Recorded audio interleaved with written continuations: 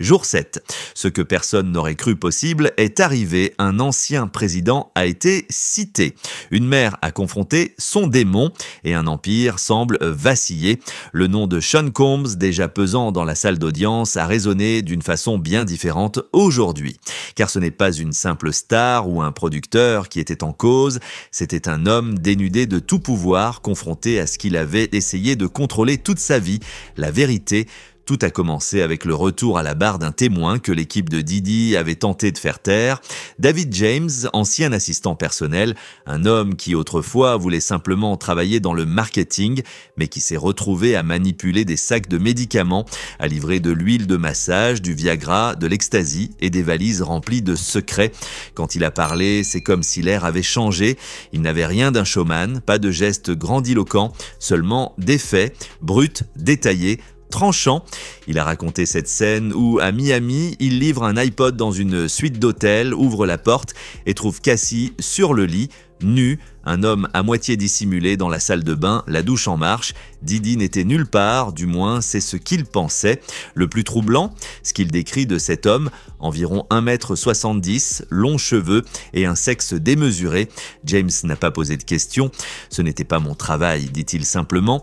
Puis viennent les commandes. Des médicaments achetés sous son nom, des virées à la pharmacie, des appels nocturnes pour des objets étranges, et puis ce fameux sac. Une trousse de toilette Louis Vuitton dans laquelle il devait ranger tout ce que Diddy utilisait pour ses soirées privées. Lorsqu'il a osé demander pourquoi Diddy gardait autant de vidéos des soirées, il a eu une réponse glaçante « Je les garde au cas où ». Des vidéos comme des armes silencieuses, prêtes à humilier, prêtes à détruire. Mais ce n'est pas tout, il évoque aussi des armes. 3 sur les genoux de Diddy après une altercation avec Suge Knight, des échanges tendus, des voitures encerclées, des corps tendus, de la paranoïa et toujours ce regard de Diddy, calculateur, présent, inquiet de ce que chacun savait. Puis un nom surgit, Barack Obama, oui, l'ancien président. Diddy, dit-il, rencontrait des gens importants, même des présidents. Il n'accuse pas, il énonce, comme on récite une liste, mais dans la salle, le souffle se coupe, le lien avec le RICO devient de plus en plus clair. Ce que dit James, ce n'est pas seulement qu'il a vu des choses, c'est qu'il a été un rouage. Un exécutant silencieux au service d'un homme qui contrôlait tout, qui dictait quoi faire, quoi dire, quand se taire. Et puis, il y a cette scène qui, à elle seule, glace le sang. Diddy aurait demandé à James de déposer un faux rapport de police, de faire croire que c'était lui, Diddy, qui avait été agressé par sa chef. Pas l'inverse, James hésite, puis refuse. Mais le simple fait qu'on lui ait demandé suffit à dresser le tableau. Ce n'était pas un excès, c'était un système. Quand James quitte la barre, la salle reste figée et ce n'était que le début. Elle est entrée sans trembler, droite, silencieuse. Son nom, Regina Venture, mais dans cette salle d'audience, on l'a appelée autrement. La mère de Cassie. Un titre simple mais chargé d'un poids que personne d'autre n'aurait pu porter ce jour-là. Tout le monde savait que ce qu'elle allait dire allait compter, mais personne n'était prêt pour l'impact réel de ces mots. Elle n'a pas raconté une histoire, elle a révélé une plaie ouverte. Ce soir-là, quelques jours avant Noël, Cassie est rentrée chez elle. Personne ne l'attendait dans cet état, elle avait des bleus sur les jambes, dans le dos, sur les fesses, des traces nettes, violentes, indiscutable, et pourtant elle ne pleurait pas, elle s'est assise, fatiguée, brisée, elle n'a rien dit, elle a juste tendu le bras. Sa mère, instinctivement, a sorti un vieil appareil photo Polaroid, elle a pris des clichés. Je voulais garder une trace, dira-t-elle plus tard, pas pour se venger, pour se souvenir, pour que personne ne puisse dire que ça n'avait pas eu lieu. Ce n'était pas tout. Dans le vol qui l'amenait chez sa mère, Cassie avait envoyé un email à 2 personnes, sa mère et son assistante à l'époque, Capricorn Clark. L'objet du mail était simple, un mot, menace. À l'intérieur, Cassie expliquait que Sean Combs, son ex, avait promis de publier 2 vidéos sexuellement explicites. Une le jour de Noël, l'autre peu après. Et si cela ne suffisait pas, il avait aussi menacé de faire du mal à Cassie et à Kid Cudi. Pas avec ses propres mains, non, il voulait que ça paraisse propre, à distance, en voyage, hors du pays, pour qu'on ne puisse rien lui reprocher. En lisant cela à la barre, la mère de Cassie s'est arrêtée, sa voix a tremblé une seconde, mais elle a continué parce qu'elle savait que ce n'était plus pour elle, ni pour Cassie, mais pour toutes celles qu'on ne croit jamais. Et comme si cela ne suffisait pas, Didi avait envoyé un email de suivi. Un message simple, froid, il réclamait 20 000 $ à la famille. 20 000 $ pour rembourser les dépenses liées à Cassie.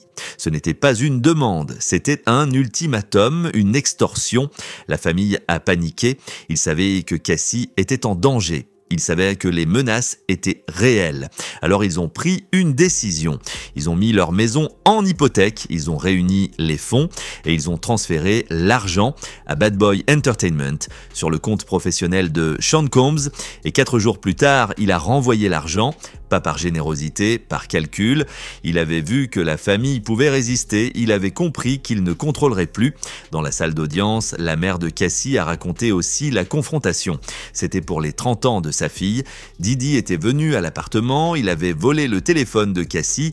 La mère était là, elle s'est interposée, elle a crié, elle a hurlé, elle a essayé de le frapper. Rends-lui son téléphone. Et il l'a fait, puis il est parti. Avec la voiture de Cassie, rien dans ce qu'elle disait ne ressemblait à une vengeance. Chaque mot semblait peser, juste, incontournable. Même les jurés, certains en larmes, n'arrivaient plus à la regarder sans détourner les yeux. Et puis, le silence. Quand elle a terminé, l'avocat de la défense s'est levé, il l'a regardée et a dit « Aucune question ». Il s'est rassis et toute la salle a compris ce que cela signifiait. En quittant la barre, elle a fixé Sean Combs, un regard droit, long, sans peur. Il n'a pas soutenu ses yeux, il a baissé la tête. Et dans ce silence, ce n'était plus l'homme puissant qu'on voyait, c'était un homme vaincu, incapable de soutenir la vérité d'une mère. Il n'y a pas eu un mot. Pas un souffle, pas un frisson, seulement ce regard, celui d'une mère et celui d'un homme qui n'a pas osé le soutenir. Quand Regina Venture a quitté la barre, chaque pas semblait peser des tonnes. Pas par hésitation, par certitude. Ses yeux ne lâchèrent pas Sean Combs et dans cette traversée lente de la salle, c'est comme si le temps lui-même s'était arrêté. Tout le monde regardait, mais une seule chose comptait. Allait-il la regarder en retour? Non, il est resté figé, le visage tourné vers le sol, comme un enfant pris en faute, comme un homme à qui on vient d'arracher le dernier masque. Même les jurés semblaient touchés. Une femme, en deuxième rangée, s'est raidie. Certains ont détourné le regard, d'autres se sont immobilisés, les mains serrées sur leurs genoux, comme s'ils retenaient quelque chose de plus profond que des larmes. Et dans ce silence suspendu, la voix du juge s'est à peine fait entendre. Il a simplement annoncé une pause. Mais tout le monde savait que rien ne serait plus jamais pareil. Ce n'était plus un procès comme les autres.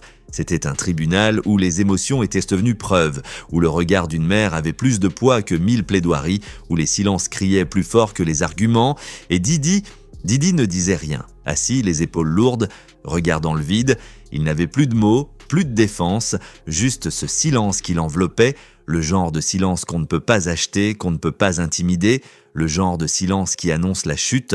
Ce jour-là, le mot « RICO » n'a pas été crié, il n'a pas été martelé, il a simplement été suggéré, insinué, mais il était partout, dans chaque phrase, dans chaque geste, dans chaque témoignage. David James, l'assistant personnel, l'avait déjà esquissé, un homme qui commande tout, qui dicte les gestes de chacun, qui décide qui ment, quand et pourquoi, qui conserve des vidéos compromettantes, non pas pour se souvenir, mais pour garder la main.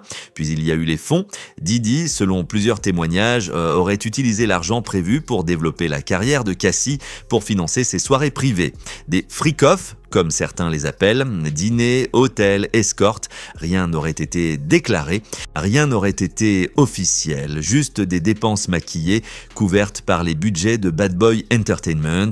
Et pendant ce temps, Cassie, signée comme artiste, voyait sa propre carrière sacrifiée.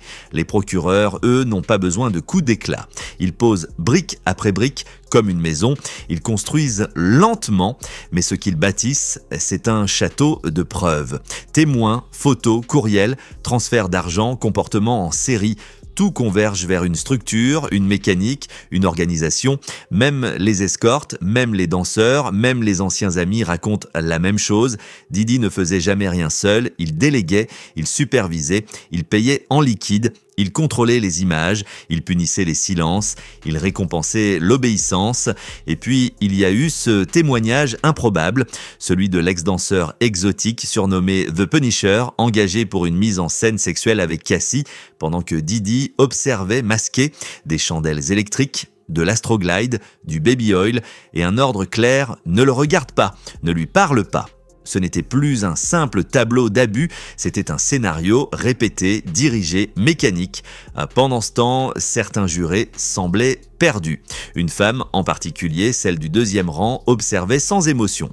Comme imperméable à tout, c'était peut-être la faille, ou peut-être la preuve que ce procès ne serait pas simple, qu'il faudrait plus que des larmes et des photos, il faudrait démonter le système pièce par pièce, et c'est ce que les procureurs semblaient bien décidés à faire, pas d'excès, pas de show, juste la vérité, lentement, irrémédiablement.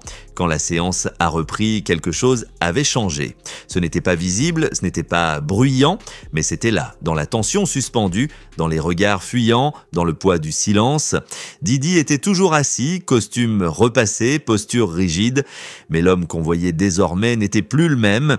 Il n'avait plus cette assurance, plus ce regard hautain. Il semblait réduit, comme si, face à la parole d'un assistant, au regard d'une mère, à la mécanique qu'on déroulait lentement devant ses yeux, il avait compris. Ce n'est pas un simple procès, c'est une déconstruction. Le système qu'il pensait intouchable commence à s'effondrer, pas par explosion, mais par effritement. Un email, une photo, un virement, un témoin, puis un autre. Et dehors, le monde regarde. Certains doutent encore, d'autres ferment les yeux. Mais dans la salle, ceux qui écoutent de près savent déjà, le vernis craque, le personnage s'efface, et ce qui reste, c'est un homme seul, pris dans sa propre toile. Il reste des semaines, des dizaines de témoins, des preuves encore à venir, mais le jour 7 aura marqué un tournant, car ce jour-là, ce ne sont pas les avocats qui ont dominé la salle, ce sont ceux qui ont vécu, ceux qui ont subi, ceux qui enfin parlent. Et peut-être que cette fois, on les écoutera. Merci d'avoir regardé la vidéo jusqu'au bout. Surtout, n'oubliez pas de la liker et de partager autour de vous pour nous encourager. À la prochaine.